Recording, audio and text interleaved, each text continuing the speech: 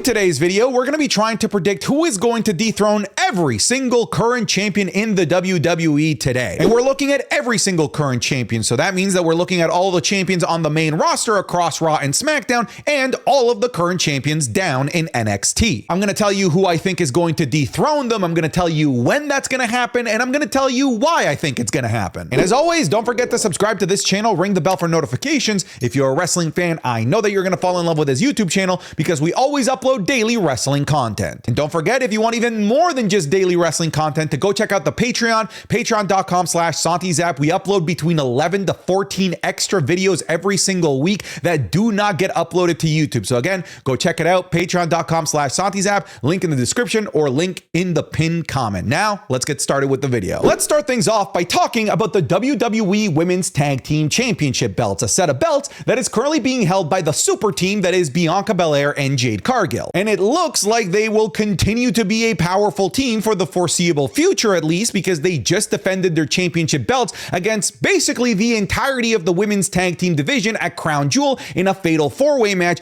a match type which, by the way, probably would have been the easiest way to get the titles off of these two, and the fact that they didn't tells me that they're still going to hold these things for quite a while. That being said, just because they're going to be holding these for a while doesn't mean that the cracks haven't started to form because of Liv Morgan, who's pointed out that these two are a ticking time bomb, that eventually one of them is going to turn on the other, because clearly the destination is for both of these two to win singles women's glory, and eventually they're gonna have to get in each other's way, which of course is the start of the WrestleMania feud that we all really want to see, Bianca Belair versus Jade Cargill. Now, it's possible that they do this feud and have this match at WrestleMania as tag team champions. There's precedent for that. We saw it at WrestleMania 21 between Eddie Guerrero and Rey Mysterio. They had a fantastic match against one another going in as tag team champions. Same with John Cena and Shawn Michaels, the main event of WrestleMania 23. So it's not entirely unheard of. However, I would assume that Triple H would take the titles off of these two because of miscommunication that causes the feud to really flourish into something big. But they kind of destroyed the entirety of the women's tag team division at Crown Jewel, so who does that put in their way? Because in the last video, I said that it was going to be Damage Control, likely Io Sky and Kairi Sane. However, I'm pivoting entirely away from this prediction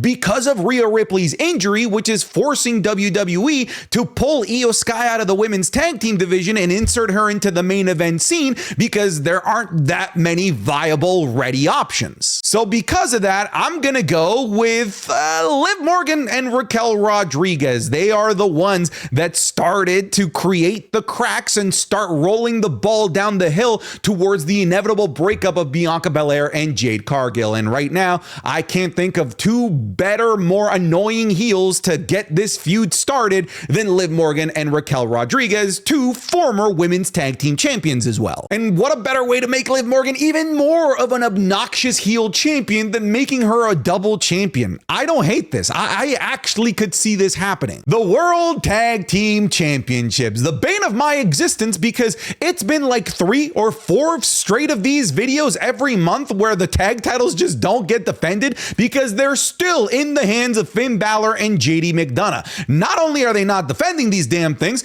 they're straight up just like not appearing on TV anymore, it seems. In the last video, I predicted that we were going to have some sort of championship contenders tournament that the LWO would win, thus sparking an LWO versus Judgment Day feud where members of the LWO would win the tag titles. There was a #1 contender tournament, so I was actually right in that regard. However, it was won by the War Raiders, who were rebranded back to the War Raiders, and I think are going to win the World Tag Team titles from JD McDonough and Finn Balor. They don't need those titles. They're not using them at all. So you might as well give those titles to an actual established tag team with a tag team identity that can have banger tag team matches and feuds in the tag team division in the War Raiders. The SmackDown side of the tag team division has been cooking over the month of October because we have brand new WWE tag team champions, because in the last video, the champions were the Bloodline, more specifically, Tama Tonga and Tonga Loa, and they were holding these things pretty strong and true. I thought that they could perhaps lose these championships in a tag team championship match at Crown Jewel that never actually happened between Roman Roman Reigns and Jey Uso. I thought that Roman and Jey could really kickstart the rebirth of the bloodline with these two winning the tag team championships, but the rebirth of the bloodline has happened way faster than I could have ever anticipated. There was a match that involved all of these men at Crown Jewel, but it was something bigger and more really important in terms of developing the main event story that is the Bloodline Saga. So they actually took the titles off of the Bloodline before Crown Jewel even happened, and your new tag team champions are the Motor City Machine Guns after only 2 weeks of having debuted in the WWE. Don't get it twisted. It's not like it was a quick journey, because it actually took them like 23 years to win these championships. But a lot of people think that it was maybe a little too fast. I don't fall in that category. I love the fact that we have new tag team champions. I love the fact that the tag team champions are an actual tag team with a proper tag team identity. Now, who could they possibly feud with and lose these titles to? Because there actually aren't that many heel tag teams on SmackDown aside from like Pretty Deadly and A-Town Down Under. That being said, I don't think it's going to be either of those. I think it's going to be the Street Profits. I think that somewhere down the line within the next couple of months, the Street Profits will turn heel. B-Fab will turn them in a direction to make them more violent and more willing to go into the dark side to win the things that they feel they deserve. I think that we're going to see heel Profits sometime maybe in early 2025, and they're going to be the ones to dethrone the Motor City Machine Guns, but still keeping the tag team titles within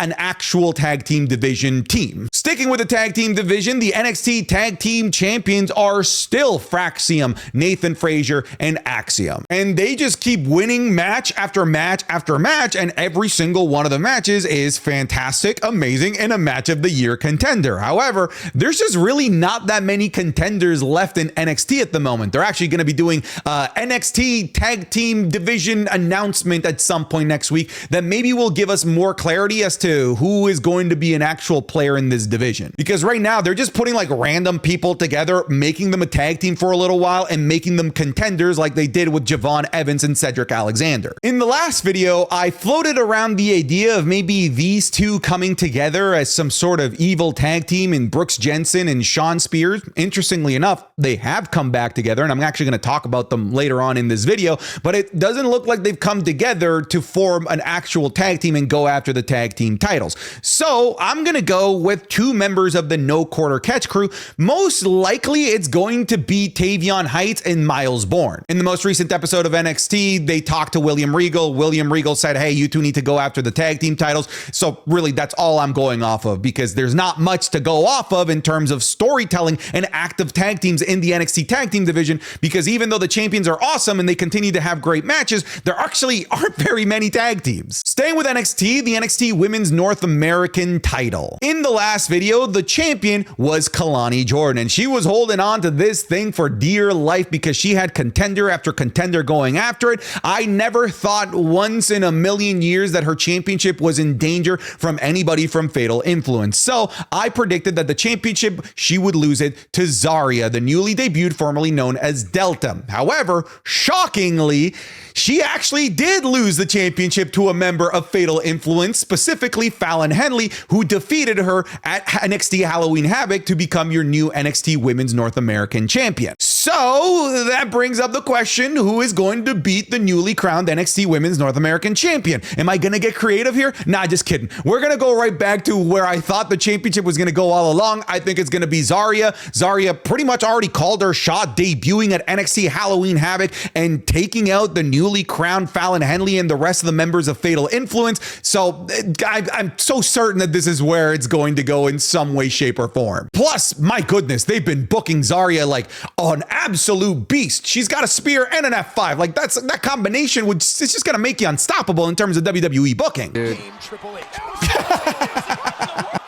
Oh, this is awesome, dude. Oh, wow. Unreal. Wow.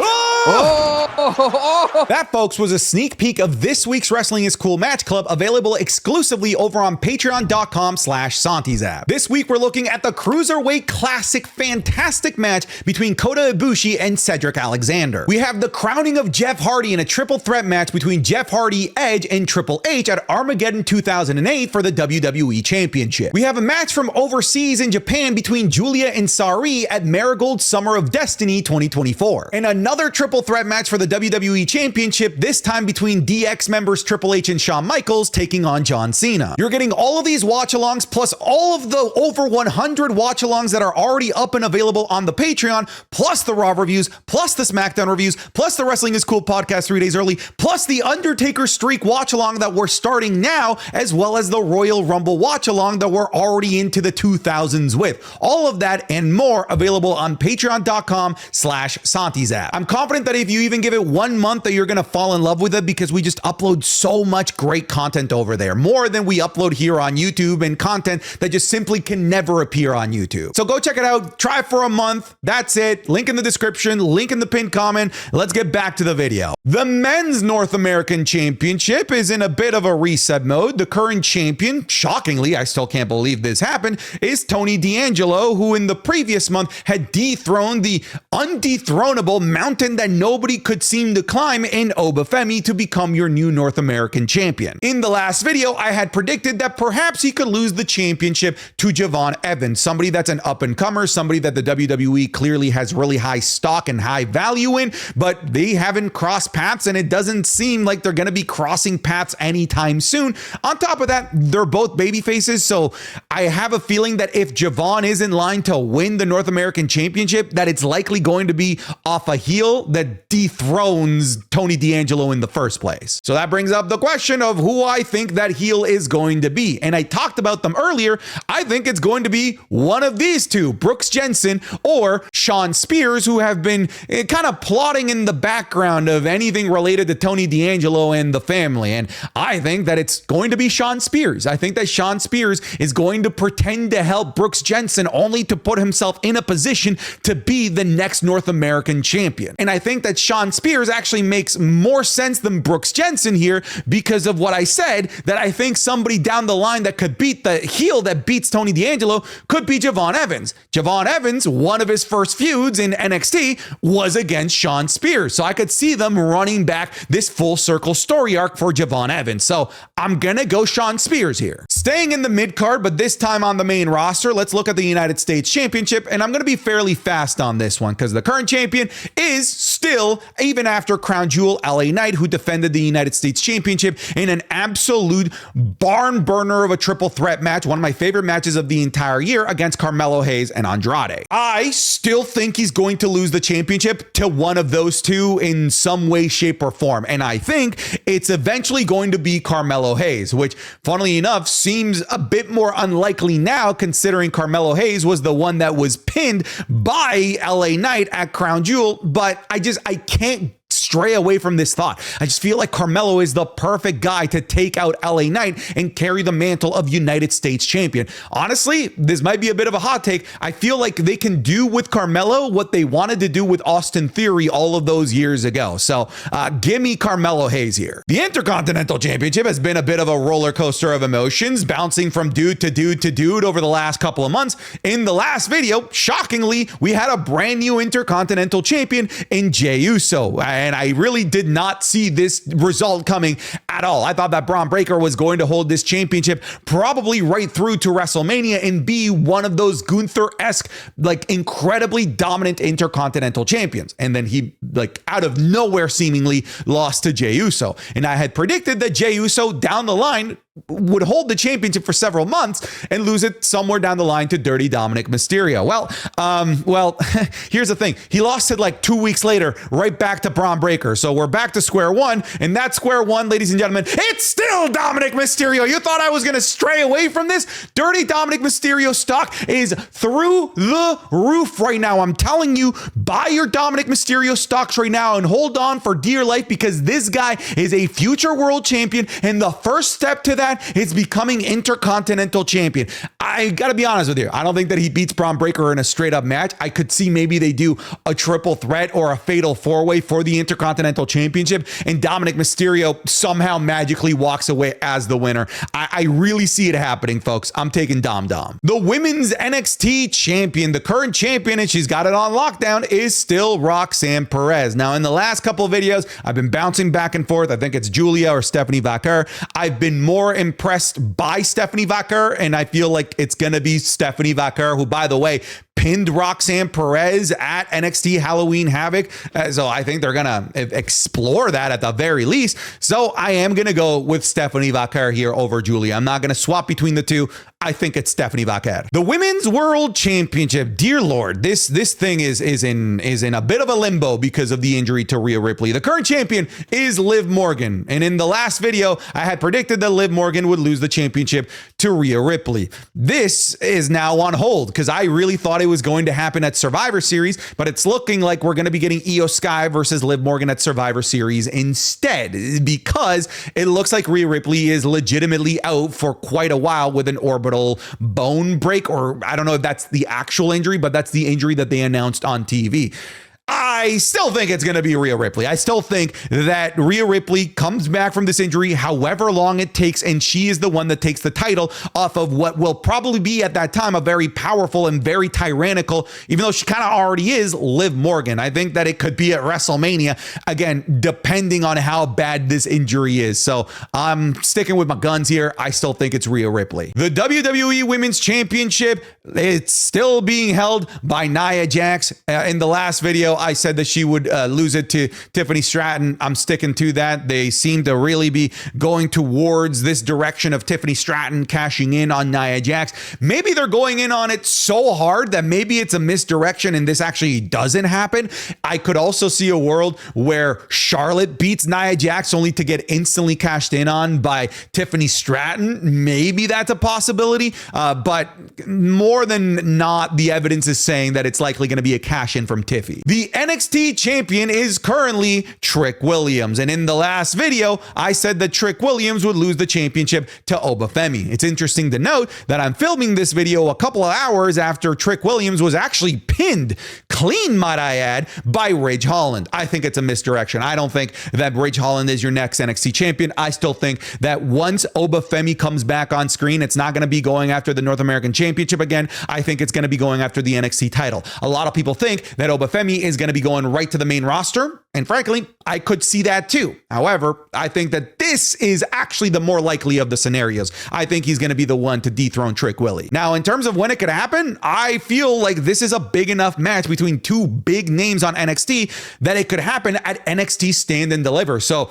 I think that Trick Willie is actually going to hold for quite a while as he continues to be the face of not just NXT, but NXT on the CW network, which just premiered on there. The World Heavyweight Championship. In the last video, the champion was Gunther, and the champion is still Gunther because there was no feud for Gunther to potentially lose his championship in since I made the last video, because they've been building towards Crown Jewel. Actually, yeah, that was a lie. He did have a championship match against Sami Zayn, where I actually thought he was going to lose because of everything that was going on with Goldberg. Luckily, that didn't end up happening. In the last video, I predicted that he would lose the World Heavyweight Championship at WrestleMania to Braun Breaker. And the reason I made this prediction, if you go back to the last video, was because when Braun Breaker lost his Intercontinental Championship, he went right to Gunther and there was a stare down between the two. And I thought that, okay, shit, that's where we go from here. But Braun Breaker kind of just gave us a good old smash and grab and went right back to the Intercontinental Championship. So I no longer think that this is going to happen. So I'm going to go back with the prediction that I had for previous months before I inserted Braun Breaker. And I think it's going to be John Cena. John Cena versus Gunther, to me, is such a perfect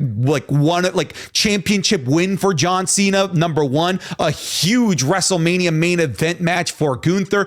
And three, come on, man, like this is a perfect perfect villain for Cena. Like, Gunther is like the quintessential prototypical Cena heel. So give me John Cena, WrestleMania 41, wins his 17th against Gunther, and he does it by qualifying by winning the Elimination Chamber, not the Royal Rumble. And at the end here, we're at the WWE Championship, and I'm still holding strong, folks. The champion is Cody Rhodes, and I will continue to bat on this drum that it is gonna be the final boss. It's gonna be Bloodline Rules, The Rock. Look at you now, viewer. Look at you now. I'm going to stick with this until WrestleMania or when eventually I can definitively say it's not going to happen. But I still think that this is where it goes. Look, The Rock lost to Cody Rhodes at WrestleMania. The Rock is likely going to want his win back at some point or another. All right. I feel like The Rock is going to get he's going to get it back. He's going to get his pound of flesh back against Cody Rhodes, and it's going to be for the WWE Championship, likely setting up Rock versus Roman for that championship. All right, folks, that's it for this month's Who Will Dethrone the Champions video. That's it. I'm done. Get out of here.